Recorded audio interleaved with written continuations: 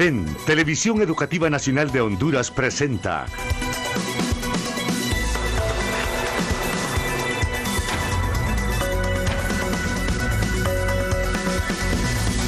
Reflexiones con Juan Ramón Martínez. Buenas noches, como todos los miércoles, es un enorme placer estar aquí con ustedes. Y, como sabemos todos, estamos en un proceso electoral muy esperanzador para algunos, preocupante para otros, pero interesante para todos nosotros. Es el proceso más intenso posiblemente que hemos visto en los últimos años. Y esa es la razón por la que he invitado en esta oportunidad para que converse conmigo y con usted a un candidato a diputado que además es un fraterno compañero en los medios de comunicación y que ha desarrollado enorme experiencia desde su juventud en las actividades políticas del país. Tengo el placer de presentarles a ustedes a Esdras Amado López. Esdras, encantado de saludarte. Gustazo de estar contigo. Igualmente, yo no sé si yo voy a ser el que te voy a entrevistar o vos vas a ser el que me va a... un honor para mí. Bueno, platicar contigo. A mí me parece que tú has tenido un fulgurante desempeño en la vida política. En consecuencia, has desarrollado muchas experiencias. Sí, he tenido el entusiasmo, la alegría, de pronto la irreverencia por mi inexperiencia en política. Pero me ha servido para irme formando poco a poco. Esto es de ir aprendiendo y nunca termina de aprender. ¿Y cómo es que tú te conviertes en una figura emblemática para apoyar a Zelaya Rosales? Y te transformas en el subcoordinador, el segundo hombre de ese movimiento de masas que termina en la constitución del partido, sí, el Partido Libre. Pero ¿cómo nos explicas que después de ese gran esfuerzo, de repente tú te alejas, te alejan, te rechazan y tú también los rechazas a ellos? ¿Quieres contarnos claro, este tránsito tuyo? ¿Cómo es que te vinculas con Zelaya y te transformas en el más férreo defensor de Zelaya? Yo conozco a Mel desde que vino como diputado de Olancho a Tegucigalpa y tenemos una amistad de más de 30 años. Luego lo seguí al FIS y empezamos a luchar para que el FIS no fuera una dirección, sino que se convirtiera en un ministerio. Y empezamos a bregar en eso. Recuerdo que una de las situaciones políticas más difíciles del MEN fue cuando Flores, el presidente Flores, pide que todos sus ministros que quieren bregar en política renuncien a sus cargos. Y Mel renuncia. Mel renuncia luego de analizarlo. Lo analizamos y le digo, bueno, esto es el mejor momento que te va a catapultar como Pero él sabía que Carlos Flores le iba a aceptar la renuncia. No, él sabía que Carlos Flores no iba a imaginar que Mel lo iba a sacar, porque ahí estaba Tomás Lozano, ministro de Soptravi, que también andaba coqueteando con una campaña política liberal, pero nadie se atrevió a hacerlo, sino que Mel desafió a Flores y le dijo, aquí está mi renuncia, y se fue del FIS. Y nos fuimos a la campaña, y desde entonces acompañó a Mel. Y cuando llega a la presidencia me invita a que lo acompañe también y a que le cubra sus cosas, y desarrollamos mucho más la amistad porque era más delicado el asunto que tenía en la presidencia y le ayudé en algunas cosas. Le fue bien, tenía un cerco mediático considerado y a través de los medios míos pudimos ir creciendo juntos. Hicimos ahí nuestro primer acuerdo. Y luego pues viene el golpe de Estado. Y apoyando al amigo, o sea, tenía que asumir una bandera de apoyo a mi amigo, pero me involucro más, con más sentimiento, con más conciencia cuando me golpean a mí. Y entran a mi canal, se toman el canal y me militarizan el canal y me... Pero eso es después de junio sí, del 2009. Sí. Entonces, ahí va, te cuento rápidamente las etapas de amistad. ¿Y por qué mi compromiso con Mel? Porque yo lo considero a él un amigo de verdad. Y con mis amigos yo me muero. Y además, ¿tú creías que él podía conducir un proceso revolucionario aquí en el país? Sí. Yo juraba que íbamos a entrar a la presidencial caminando con todo el pueblo atrás. De regreso. Sí, de regreso y al poder, ¿verdad? Y que nos llevan a reivindicar ese tiempo. Y soñábamos con eso y lo creímos y lo encarnamos y lo defendíamos con la vida. Yo entregué todo, sin pensar en nada, de manera irresponsable. Sí, sin poco. pensar en la familia, sin pensar como empresario. Yo dije, aquí voy con todo porque esto es genuino. Esta es una revolución de verdad. ¿Creía eso? Sí. ¿Y ahora qué pasó? ¿Qué pasó contigo? Entonces, después del golpe, luchamos para que Mel regrese. Hablamos con Pepe Lobo, coordinamos con Pepe Lobo el regreso de Mel. Y yo creo que hubo mucha gente importante que le apostó a la estabilidad en el país, en el gobierno de Pepe. Y ahí estuve yo, bregando para que Mel regresara y que Honduras regresara a la Organización de Estados Americanos, que era lo más desastroso que estábamos viviendo. Entonces regresa Mel, Honduras regresa a la OEA, Pepe Lobo me dice muchas gracias, Mel me dice muchas gracias, y yo digo, bueno, aquí termino todo, voy a mi oficio. Y me dice Mel, quédate, te ocupo para lo del partido. No, hombre, le digo yo, ya estuvo. Y se queda conmigo y me dice que hay que reivindicar los sueños del pueblo. Y por ahí me entró. Y dije, ok, pues. Y nos metimos a la política. Nos fuimos al partido, fundamos el partido, inscribimos a Xiomara, la efervescencia, el canal puesto a las 24 horas al servicio del partido, de la causa, porque íbamos a ir de las calles al poder. Yo imaginé ese momento, Juan Ramón, que iba a ser histórico, entrar de las calles al poder. Pero en el camino me decepcioné porque desperté de ese sueño. ¿Cuándo empezaste a descubrir que Zelaya no era el líder revolucionario que tú imaginabas? Cuando empezamos a buscar acuerdos, luego de la derrota, él y yo decidimos que no íbamos a reconocer el triunfo de Juan Orlando Hernández. Lo decidimos. Bueno, hasta ahora ese partido no ha reconocido. No, eso fue, me empecé a preocupar, porque hicimos un acuerdo, él como coordinador y yo como subcoordinador del partido, que la línea era no reconocer a Juan Orlando Hernández y su triunfo en las elecciones. ¿Cuál es mi sorpresa? Que en una época como la Navidad, Mel está en el aeropuerto despidiendo a un familiar, lo entrevistan los periodistas y Mel reconoce a Juan Orlando. Y se dispara la prensa internacional y me llaman a mí de la BBC de Londres y me preguntan, ¿cómo está eso del reconocimiento a Juan Orlando Hernández? ¿Cuál reconocimiento? Le digo, el que acaba de dar Zelaya ahorita. Pues institucionalmente no hay ese acuerdo. Y llamo a Mel y le digo, ¿acabas de reconocer a Juan Orlando? Sí, ya llego a tu oficina y te explico. Y llega a mi oficina y me explica. ¿Qué pasó? Le digo, ¿por qué reconociste a Juan Orlando? Ah, me dice, ¿qué quieres que hagamos? Que sigamos peleando todo el tiempo. Ya la Corte lo reconoció. Ya ese hombre va a tomar posesión. Y le digo, ¿la Corte lo reconoció? Sí. ¿Y vos le das crédito a esta Corte? Sí, me dice. Ah, entonces le digo, tu golpe de Estado es legal. ¿Por qué, me dice? Porque esta Corte dice que tu golpe es legal. Sí.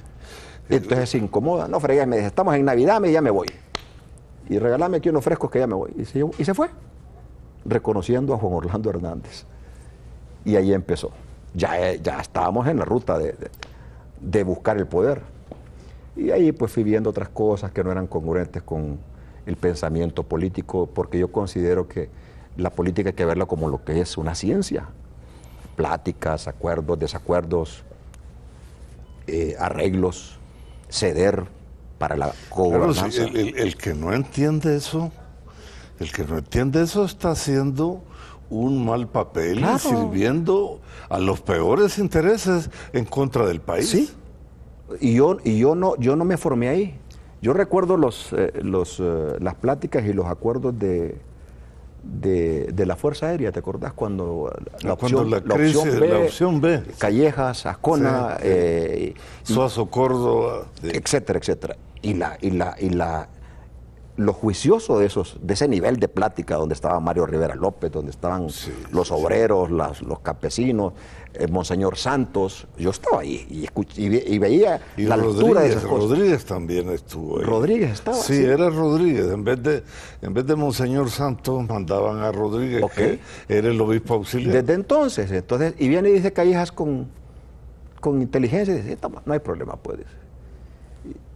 Y es tan grande la mesa de la democracia y de la cogobernanza que para todos hay cuando se piensa primero en la patria. Entonces dije, Callejas está bien. Y recuerdo que le dieron una porción del gobierno a Callejas. Callejas gobernó sin problema y el gobierno posterior es el de Callejas. Honduras salió de una crisis sin problema. Y entonces con esa experiencia creía yo que ante estas circunstancias iba a prevalecer la sensatez y no el golpe como lo estamos reviviendo otra vez. Otra vez estamos frente a una amenaza de desconocimiento de elecciones, de sacar acá 47, de terror, de temor, de inestabilidad. Y yo no considero, yo no acompaño eso. Y aprendí que eso no era la vía correcta para esta democracia incipiente como nuestra y la estabilidad que sí, porque es que la política, si bien es un juego de talentos y de voluntades, también es un obligado compromiso con los altos intereses de la patria. Es correcto. De lo contrario, uno se vuelve un cuatrero, un asaltante, un pandillero de la política. Sí, y más cuando quieres hacerte ver con la amenaza, ¿verdad? Porque hay muchos políticos que en la actualidad, vía amenaza, vía chantaje, vía terror, quieren hacerse sentir y decir aquí estamos. Y si no hacen lo que yo quiero, pues entonces les voy a armar un lío aquí.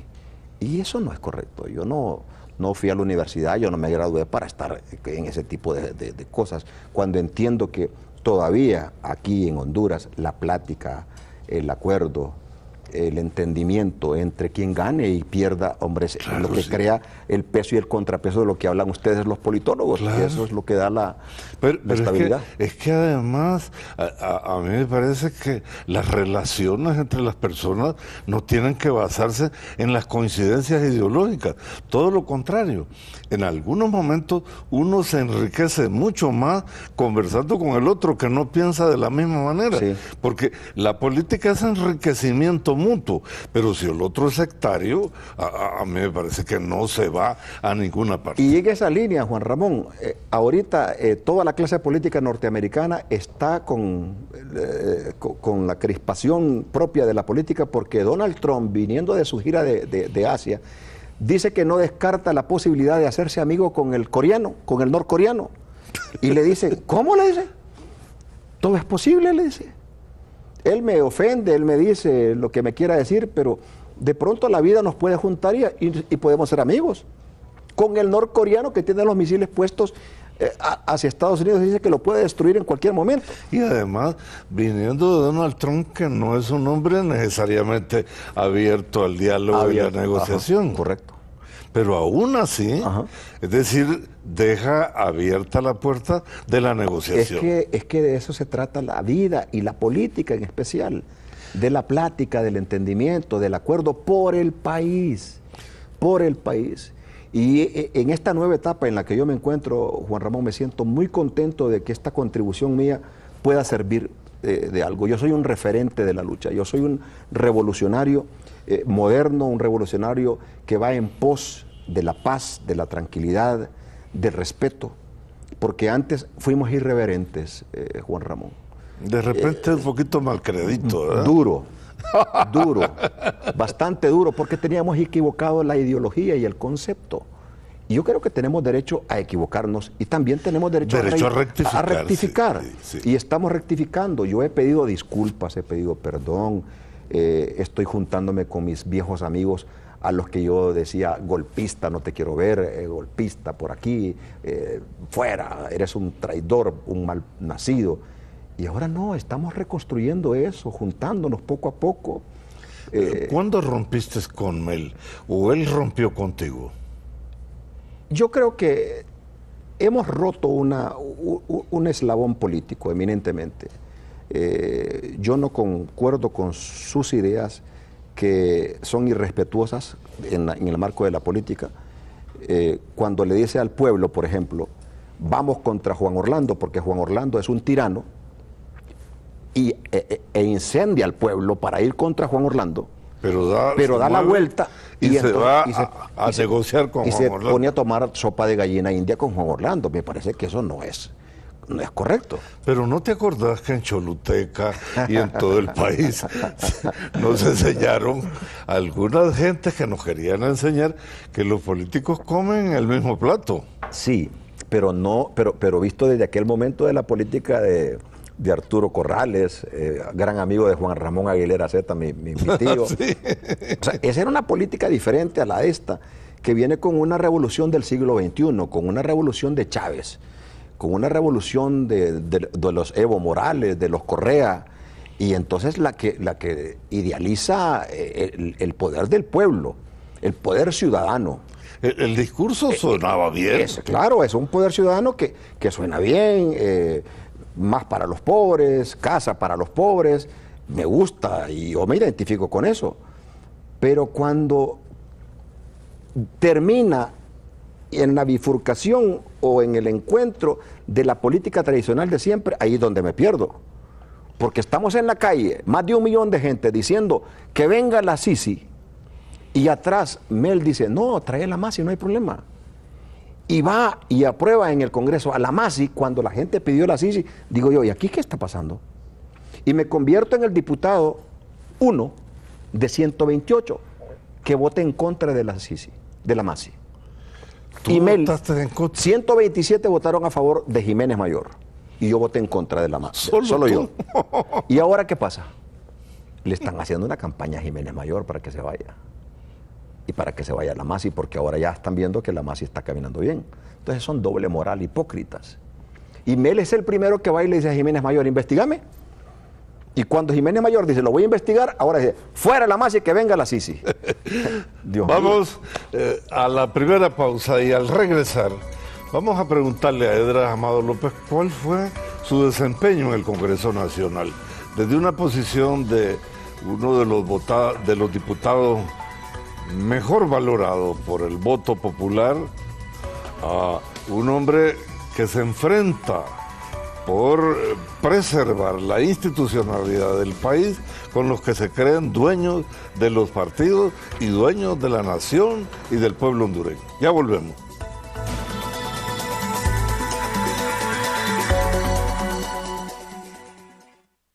Seguimos conversando con Edras Amado López, joven diputado beligerante en el Congreso Nacional, que ahora aspira a revalidar, pero con otro partido que se llama FAPER, del cual vamos a hablar después, pero sí.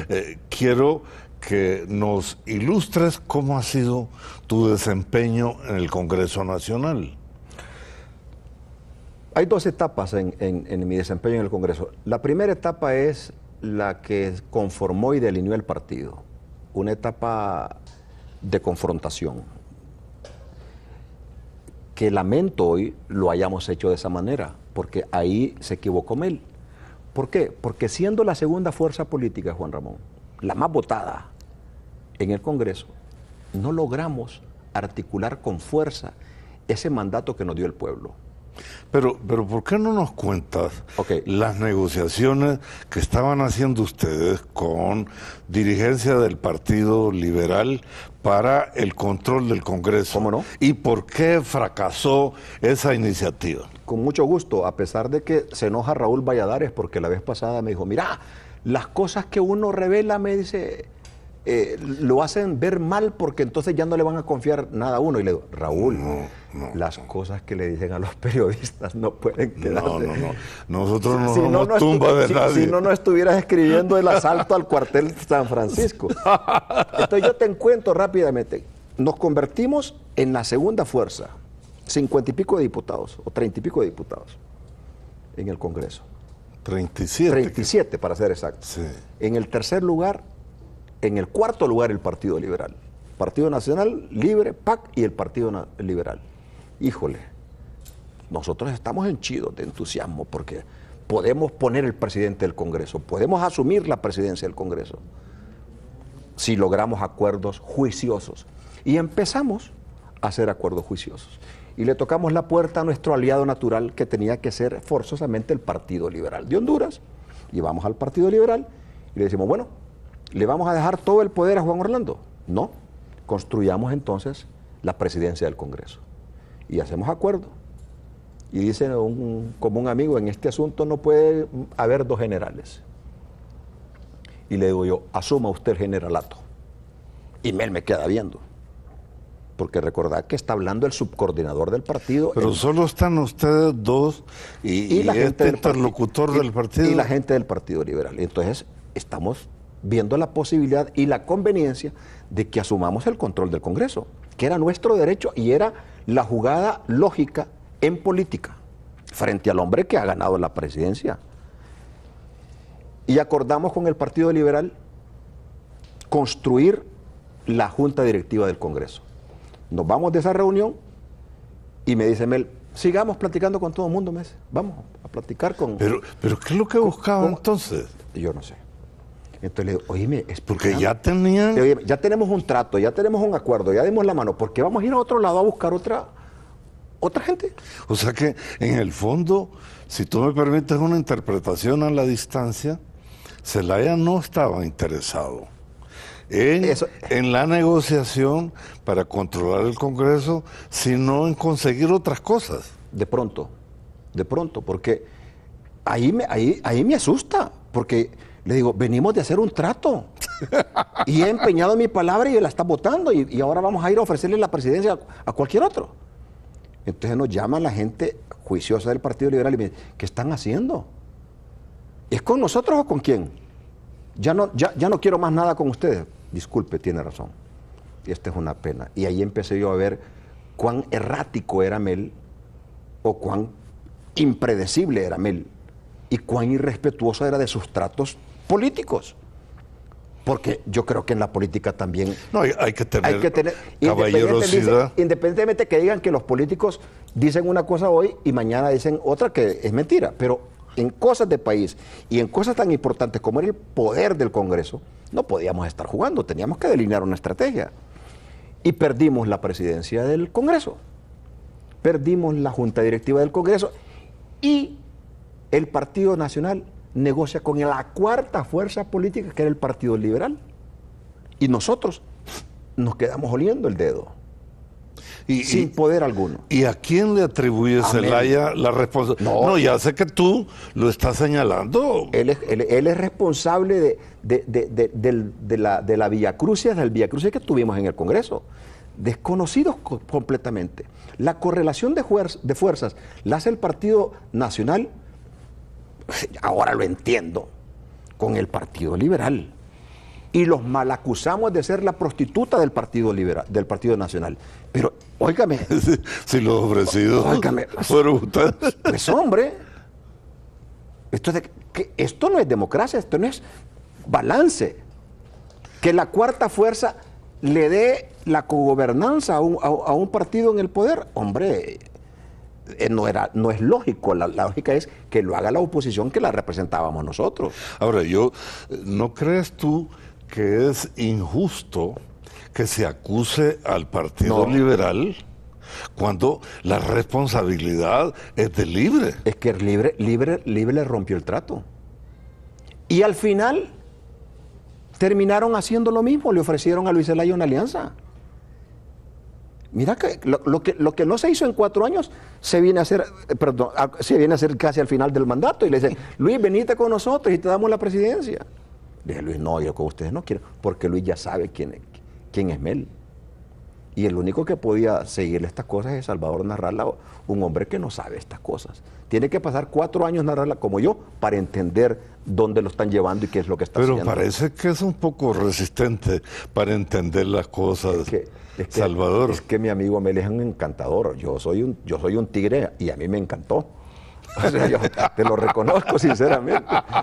Me encantó. O sea, yo creía realmente hasta que lo descubrí y le dije, mira, eso no jugué con eso. Ahora, cuéntame la elección de la Corte Suprema de Justicia. La elección de la Corte Suprema de Justicia se da en el siguiente marco. Yo ya estoy asumiendo una posición independiente en mi bancada. Pero todavía no ha roto. Y no, pero ya tengo un movimiento político que es el movimiento que me hace llevar a una alianza con el FAPER, que es la Nueva Ruta. Entonces, Nueva Ruta ya tiene un equipo de diputados que estamos a favor de la elección de la Corte. Estamos a favor por principio. No, es que no hay, ahí no había salida. Por principio. Primero, porque yo no quería que siguiera una Corte golpista. Que no siguiera una Corte que... Ahí estaba el presidente Rivera. Claro. Rivera Vilés, ¿verdad? Jorge Alberto Rivera Vilés. Sí. Yo no quería que Jorge Alberto Rivera Vilés continuara ahí porque desde ahí se emanaron un montón de cosas que afectaron mi derecho a informar. Entonces, ¿cómo explicar que esta Corte golpista avaló el golpe de Estado de Mel Zelaya y queremos que siga ahí mientras elegimos otra Corte? No, fuera esa Corte. Entonces, le pregunta Oliva a Mel, y estas son interioridades de la Corte. ¿Cómo estamos para la Corte?, le dice el presidente. No, me dice, mi bancada va en contra, salvo Esdras Amado López. Esdras Amado López va a favor de la Corte, le dice Mel a Oliva. ¿Y cuántos están con Esdras? Yo creo que Esdras me arranca unos 5 diputados, más los que tiene, tendrá 10 diputados. Mel y Oliva. Entonces, Oliva me llama a mí, y ya en esta reflexión, quien eleva mis valores frente para políticos negociar ante Oliva es el mismo Mel. Y hábilmente el doctor Oliva me llama y me dice, quiero verte. Sí, como no, con mucho gusto, paisano, y llego a su despacho. ¿Cómo vamos con la Corte? Le digo, ¿estamos listos? Vaya pues, me dice, ¿nos vas a acompañar? Claro que sí, pero tenemos que darle también al partido mío espacios. Claro que sí. Entonces le llamo a Mel, le digo, Mel, ya hablé con Oliva, y Oliva y Juan Orlando están dispuestos a que pongamos la Corte Suprema de Justicia. Ah, está interesante. Pero tú no sabías que Zelaya había iniciado las negociaciones. Claro que sí, porque cuando Oliva me llama, él me llama y me confiesa que Mel le dice que yo tengo ese poder parlamentario, de quien levanta mis intereses ante Oliva es Mel. Le digo, y ahí empezamos a platicar. Entonces nos juntamos Mel, nos juntamos Juan Orlando, Oliva, para delinear la Corte. Y me preguntan, ¿qué demanda usted como partido? Bueno, nosotros demandamos representatividad también en la Corte. Quieren magistrados en la Corte. Yo quiero magistrados en la Corte. Entonces llamamos a Mel y le digo, Mel, aquí estoy con Oliva y Juan Orlando, ¿puedes venir? Sí, ahorita voy para allá. Entonces Mel se viene por la parte de atrás, entramos y nos sentamos. Y antes de eso, ¿por dónde nos vamos, Mel? Tenemos que pedir y tener representantes en la Corte. Nosotros ocupamos representantes en la Corte para defender y darle balance a esta cuestión. Y ahí empezamos a platicar. Juan Orlando acepta absolutamente todo lo que yo negocio, lo que yo acuerdo con él. Dicen que es un gran negociador. Hombre, al extremo de que en ese interín de que elegíamos a los magistrados, me aprobó una reforma constitucional para tener un magistrado en el Tribunal Supremo Electoral. Yo logré eso en pláticas con Juan Orlando y Oliva. Y le digo a Mel, tengo ya un magistrado. Y ya le dije a Juan Orlando que es Rixi Moncada. Juan Orlando me la aceptó. Eso está bueno, me dice. Te felicito, me dice, qué bien. Cuando ya está listo todo, me dice, pero fíjate que una cosa, me dice, yo creo que también le debemos dar un magistrado a Narrala, al PAC. Me le digo, discúlpame, yo no soy del PAC y yo no estoy hablando en nombre de Narrala. Entonces, decirle a Juan Orlando que si acepta eso, yo lo apoyo. No, ¿cómo le voy a decir a Juan Orlando eso? O sea que en el fondo... Otra vez me volví a enredar. Lo que él no quiere es llegar a acuerdos. Otra vez me volví a enredar. Ya tengo magistrados, ya tengo el representante en el Tribunal Supremo Electoral. Lo avala Mel y después me manda a que negocie en nombre de Narrala. De nuevo, para pedir algo para otro partido. Y yo no tengo nada que ver con el partido de Narrala. Andame, dice. ¿Cómo le voy a decir? Yo hice un trato ya con Juan Orlando, ¿cómo le voy a decir ahora que me dio un magistrado para Narrala? Y entonces, ¿qué dice? Me dice Juan Orlando. Dice que ahora quiere un magistrado para Narrala. Y nosotros, ¿qué cuenta con Narrala? Y ya otra vez, Mel, vení para acá. No, que mire, que si lo hago yo, Narrala se va a molestar, entonces démosle a todos. No, es con usted que hacemos el trato. Bueno, vaya pues, conmigo. Pero repitamos todo el proceso, le dije, porque estos que están aquí no es correcto. Pero ¿cómo vamos a repetirme todo el proceso si ya tuvimos chance de habernos opuesto a ese proceso? Ya fueron a las entrevistas, ya se sometieron a las pruebas de confianza, ahora queremos, no, es que estos son los de Juan Orlando y no los voy a apoyar. Diga quién quiere usted de aquí, le decían. Pero ¿cómo pudiste interpretar vos en ese momento la inmadurez de Zelaya? No, esa no es inmadurez, era un enredo, era para enredar. Pero eso es un poco infantilismo político. Es decir, recuerdo un trabajo de Lenin sobre esto. El infantilismo de izquierda. Sí, porque es un juego de niño que no quiere que se llegue al día siguiente. Porque él quiere seguir jugando. Él quiere estar jugando, pues. Entonces, cuando ya no se pudo más y yo entendí que era ya impertinencia, le dije a Juan Orlando y a Oliva, esto es impertinencia, discúlpenme, perdónenme, esto no es parte de mi pensamiento. Sigamos adelante con el proceso de elegir una corte, independientemente de que mi partido no lo acompañe, pero yo quiero presentar hoy en el Congreso una moción para reformar la Constitución.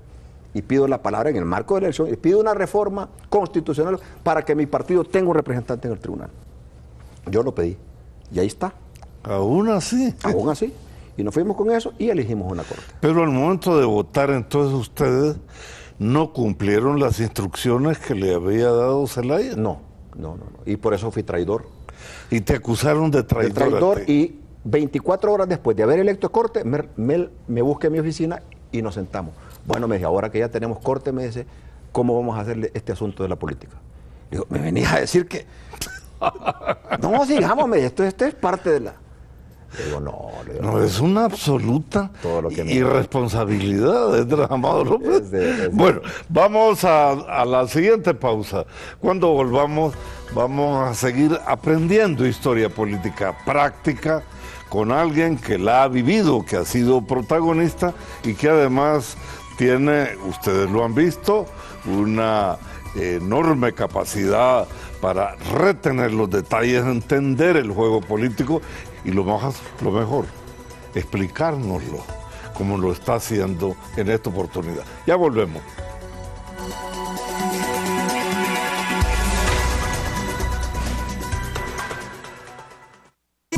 Seguimos esta interesante conversación para que usted pueda enterarse cómo opera los políticos dentro de un sistema en que las negociaciones en algunos momentos no tienen como finalidad su futuro, su felicidad, su seguridad, ni mucho menos la estabilidad del país, sino que es un juego casi como de guardería infantil.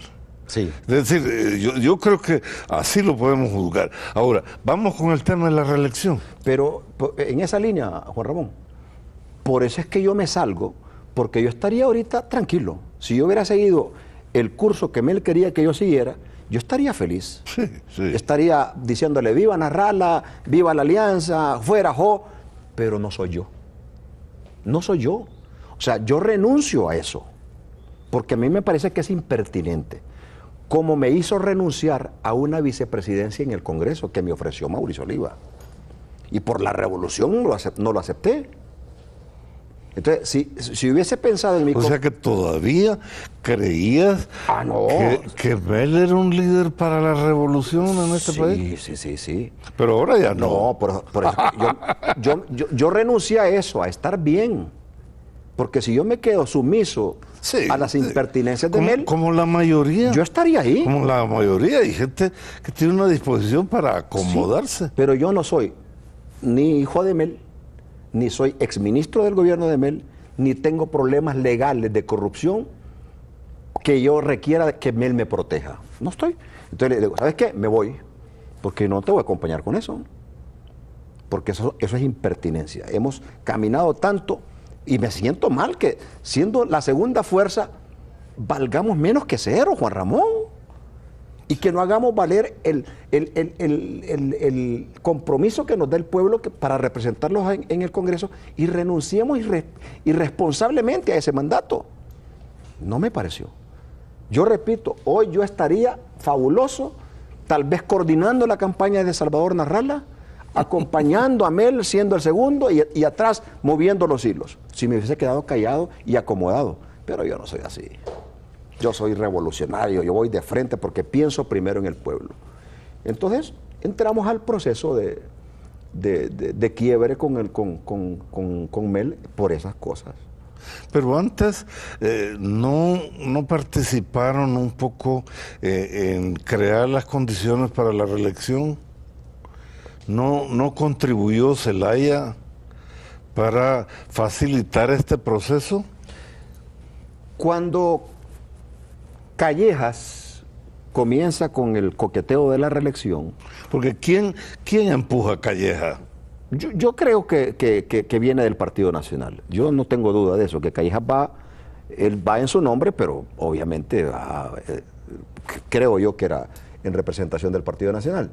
Y después se van los candidatos de los diputados al Congreso a presentar un recurso ante la Corte, entre ellos Osvaldo, Fito Irías, etcétera, etcétera.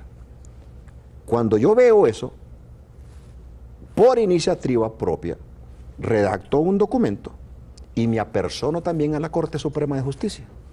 Y me entrevista por la radio y yo voy camino a la Corte. Inmediatamente después de mis compañeros diputados que pedían el tema de la reelección.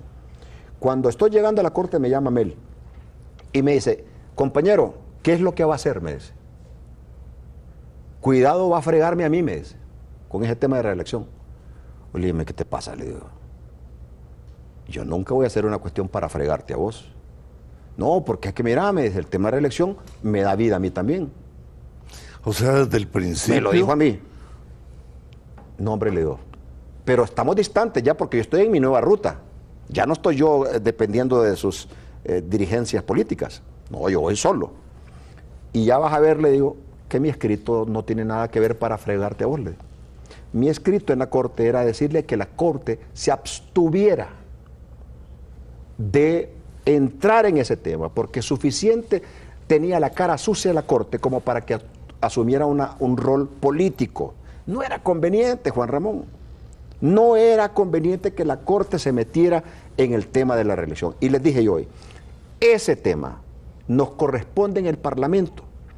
Absténganse de responder el recurso que ha presentado Callejas y los diputados, porque hoy yo presento una iniciativa en el Congreso para que discutamos el tema de la reelección en el Pleno del Congreso. Muy bien, vamos a nuestra siguiente pausa y al volver, Esdras Amado López nos va a informar, va a compartir con nosotros cuál es el comportamiento de Zelaya en este tema de la reelección, porque esta es otra cosa de las cuales se han señalado a algunos culpables y hay otros que se han lavado las manos. Ya volvemos en unos instantes.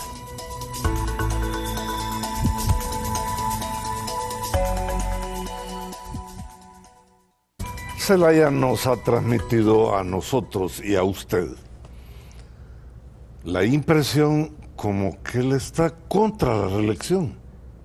Sin embargo, aquí tenemos a un protagonista de estas conversaciones que nos está confirmando lo contrario, que Zelaya siempre estuvo de acuerdo con la reelección. Sí. Tú mencionaste una expresión de Zelaya muy típica de él. Es que con eso que tú estás haciendo me está fregando mis intereses. Sí. Porque él creía que tú estabas en contra de la reelección. No, yo estaba en contra de que la Corte lo hiciera. Porque, Juan Ramón, uno de mis principios es que la institucionalidad debe respetarse y debe guardarse la independencia de poderes. Esa es una de mis propuestas ahora como candidato a diputado, que esa independencia de poderes tiene que respetarse. ¿Por qué se involucra la Corte en un tema que nos corresponde a nosotros los del Congreso? Ese era un tema de nosotros, a mi criterio. Porque es competencia del Congreso Nacional. Competencia absoluta. Cuando surge el tema de la reelección, bueno, entonces Yamel me visita y desayunamos un día en mi casa y me dice, ¿qué vamos a hacer? Ya tengo helicóptero, me dijo, ya tengo las estructuras para que... Le digo, ándate despacio. Pero es que él estaba pensando en su reelección. No, es que eso venía, o sea, la reelección ya venía y que ya empresarios lo habían llamado y le digo, ¿sabes qué? Tened cuidado con eso. Eso no tenemos que subirnos a ese proyecto porque somos amigos, le digo, no, yo te deseo lo mejor. Entonces no me vas a acompañar. No, ahorita no, le digo, date un tiempo. Veamos cómo camina. A mí me encantaría que vos fueras a la reelección. Sos mi amigo y si te va bien a vos, me va a ir bien a mí, le va a ir bien al pueblo, no hay problema, pero date un tiempo. Pues cuando ya la reelección le dan por un hecho, yo me convierto en un negociador, si cabe el término, para juntar los dos criterios, el criterio oficialista con el criterio de Mel Zelaya. Yo estoy en medio para lidiar con el tema de reelección. Y empiezo a hablar con Mel y le digo, el tema de reelección tenés que manejarlo con cuidado. Con el mismo cuidado como lo está manejando Juan Orlando Hernández. Juan Orlando Hernández nunca sacó la cara para hablar sobre el tema de reelección. Quien saca la cara para hablar del tema de reelección es Mel. Sí. Con la papeleta aquella que dice, si se lanza Jo, me lanzo yo. Le digo, no lo hagas. No lo hagas. ¿Qué sabes vos? Yo tengo 30 años. No lo hagas. Te vas a hacer daño. No lo hagas. Entonces, quien impulsa el tema de reelección es Mel. Juan Orlando se queda callado y dice en un día del periodista en el Banco Centroamericano, de eso yo no quiero hablar, me dedico a trabajar y a trabajar. Y quien estaba trabajando por el tema de reelección era Mel. En consultas en todo el país, dándole vida a la intención de Juan Orlando Hernández. El principal propagandista de la reelección de Juan Orlando Hernández es Manuel Zelaya Rosales por sí mismo. No gozó de la autoridad del pueblo, porque en asambleas populares la gente le iba a poner en la cara a Mel, no a la reelección. En Danlí, en Olancho, en San Pedro, en Choluteca, la gente le decía no a la reelección. Y todo aquel, entre ellos Tito Mejía. Pero él se fue en contra de todo ese sentimiento. Tito Mejía le dijo no a la reelección y le dijo, golpista. Tito Mejía. Le dijo a Zelaya. Zelaya le dijo, no a la reelección, presidente, le dijo. Eso es inconstitucional. Sos golpista, vos, le dice. Harry Dixon le dijo no a la reelección y le dijo golpista. David Romero le dijo no a la reelección y lo destruyó. Esdras Amado López le dijo no a la reelección de la forma en la que lo querés manejar. Y te quiso destruir. Y me quiso destruir. Vamos a nuestra última pausa para escuchar unas palabras finales de nuestro invitado. Ya volvemos.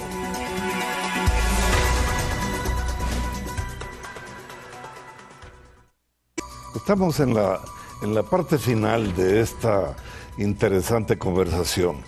Esdras Amado López está corriendo dentro de FAPER como candidato a diputado por Francisco Morazán. Sí, señor. Quiero cederte unos últimos momentos gracias. Este programa para que te puedas dirigir a tus electores. Muchas gracias, Juan Ramón. Yo he platicado contigo estas cosas porque esto es lo que sirve de plataforma para mi nueva propuesta política. Yo no he venido a contarte estas cosas como un chisme, ni que tengo un resentimiento con Mel o que quiero destruir a Mel, porque Mel sigue siendo y seguirá siendo mi amigo. Pero esa mala experiencia que viví me ha fortalecido como político y para decir que hay que seguir en política, para que el pueblo hondureño no tenga más de lo mismo. Durante estos 4 años, te decía, no vimos una del gobierno. Todas nos la patearon en el Congreso Nacional. Solo vimos la policía militar. La policía militar la derrotamos, los militares a sus cuarteles. Y ahí están en sus cuarteles. Juan Orlando está luchando todavía para ver cómo eleva a rango constitucional lo de la policía. Ganamos lo de la policía. Entonces, esta plática que yo he tenido y los detalles que te he revelado es para decirle al pueblo que en base a esa experiencia que yo he vivido y he sido protagonista, ahora vengo con nuevos bríos para manejar el Congreso Nacional de la República. Yo soy el diputado que elevó su voz en el Congreso en contra de la reelección de Juan Orlando Hernández, mientras los demás callaban de manera cómplice. Yo estuve en contra de la del convenio de la MASI. 127 votaron a favor, yo voté en contra.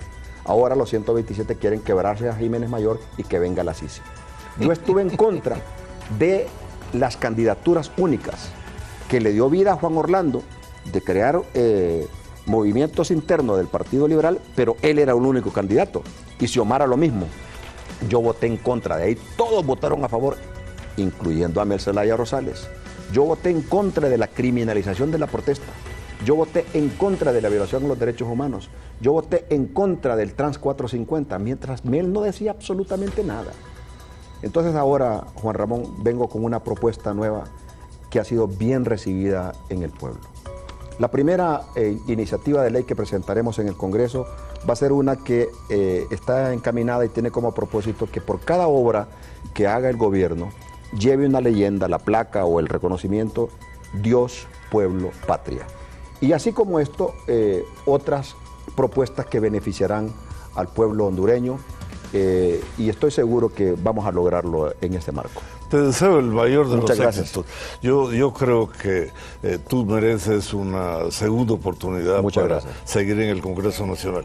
La invitación es cordial para que nos veamos el próximo miércoles aquí en el Canal 10. Buenas noches, hasta luego.